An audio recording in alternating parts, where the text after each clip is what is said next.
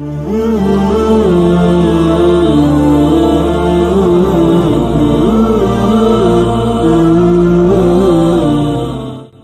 के लिए जिन वाक़यात का तज़किरा किया जाता है, इन्हीं वाक़यात में किताबों में सुल्तान महमूद गज़नवी रहमतुल्लाह अलैह का एक वाक़या मज़कूर है कि सुल्तान महमूद गज़नवी रहमतुल्लाह अलैह की एक आदत थी कि वो रात को बेस बदलकर, अपनी शक्ल बदलकर अपनी रियाया की खबरगेरी के लिए गलियों में घुमा करते थे। वही सुन्नत इन्होंने ताज़ा की हुई थी, जैसे कि हज़रत उमर रज़ियल्लाहु तआला अन्हु रात को बेस बदलकर गलियों में घुमा करते थे। सुल्तान महमूद गज़नवी अपनी आदत के मुताबिक इसी तरह एक रात अपनी सल्तनत में बेस बदलकर रियाया की खिदमत के लिए घूम रहे थे कि इस दौरान इनको चंद अफराद का एक गिरोह नजर आया। सुल्तान महमूद गज़नवी इस गिरोह के पास जाते हैं तो वो सुल्तान महमूद गज़नवी से दरियाफ्त करते हैं, तुम कौन हो? जबकि सुल्तान महमूद गज़नवी जवाबन सवाल ही कर देते हैं कि आप लोग क्या कर रहे हैं और आप लोगों का मकसद जमा होने का क्या है। मालूम हो जाता है कि ये जो 5 अफराद जमा हैं ये असल में चोर हैं और आज की रात किसी जगह चोरी करने के लिए इनकी मीटिंग हो रही है। आपस में मीटिंग के दौरान सुल्तान महमूद गज़नवी रहमतुल्लाह अलैह क्योंकि बेस बदल चुके होते हैं इसलिए वो पहचान नहीं पाते। सुल्तान महमूद गज़नवी भी उनसे कहते हैं कि मुझे भी अपने आप में से ही समझ लो, यानी मैं भी तुम जैसा ही एक शख्स हूँ, यानी अकेला चोर हूँ। तो वो लोग जो चोरों का एक गिरोह होता है वो कहते हैं कि हमारा गिरोह एक मुनज़्ज़म गिरोह है, हम में से हर एक चोर एक खास किस्म का हुनर रखता है, उस लिहाज से हमारा एक मुनज़्ज़म गिरोह है। तुम्हारे पास इस कोई हुनर हो तो हम तुम्हें अपने गिरोह में दाखिल कर देते हैं। सुल्तान महमूद गज़नवी दरियाफ्त करते हैं कि पहले आप बताएं कि आपके पास कौन कौन से हुनर हैं। उनमें से पहला शख्स अपना हुनर बयान करता है कि अगर कुत्ता कहीं भौंकता है तो अपने भौंकने के अंदाज में जो बात कहना चाहता है मैं समझ लेता हूँ। दूसरा कहता है कि मेरी नाक में सूंघने की ऐसी सलाहियत है कि कहीं पर भी कोई खजाना या माल मदफून हो तो मैं पहचान लेता हूँ कि यहाँ पर किस किस्म का खजाना दफन है।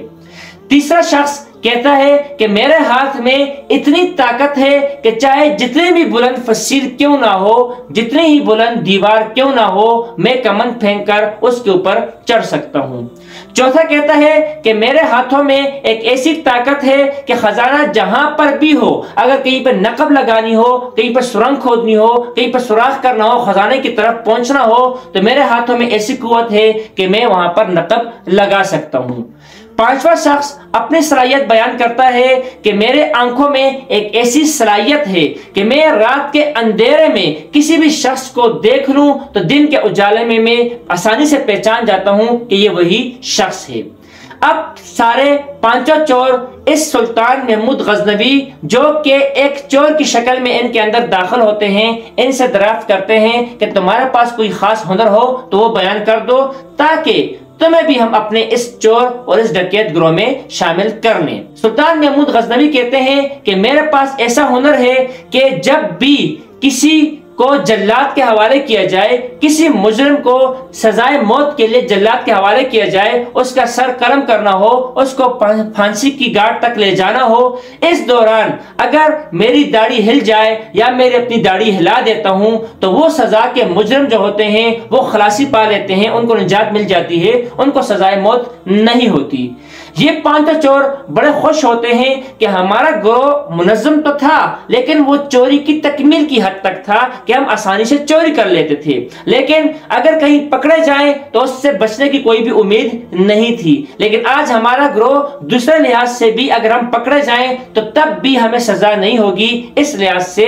हमारा गिरोह मजीद मुनज़्ज़म हुआ और मजीद तकमील तक पहुंचा। और क्यों ना, क्योंकि अब हमें सजा नहीं होने वाली और सजा से तुम्हारी दाढ़ी की बरकत से हम बच सकते हैं, इसलिए आज कोई बड़ी नकब लगानी चाहिए, आज किसी बड़े खजाने पे हाथ साफ करना चाहिए। और मुशावरत के बाद तय होता है क्यों न आज कसर सुल्तानी की तरफ ही नकब लगा दी जाए, क्योंकि वहां पर खजाना ज्यादा है, वहां से खजाना लूटा जाए। आज बड़ी चोरी की जाए क्योंकि इस चोरी के बदले में हमें सजा भी नहीं मिलने वाली। इस गरज के लिए ये पांचों चोर और छठा इनके साथ सुल्तान चोर की शक्ल में रवाना होते हैं। रास्ते में कुत्ता भौंकता है और एक चोर जो के कुत्ते के भौंकने से ये सलाहियत रखता है कि वो दरियाफ्त कर सकता है कि कुत्ता क्या कहना चाह रहा है, तो वो चोर कुत्ते की आवाज को समझने के बाद कहता है कि ये कुत्ता कह रहा है कि तुम में से एक सुल्तान है, तुम में से एक बादशाह है। तो बाकी चोर इसका मजाक उड़ाते हैं कि आज तुम्हारे इस हुनर को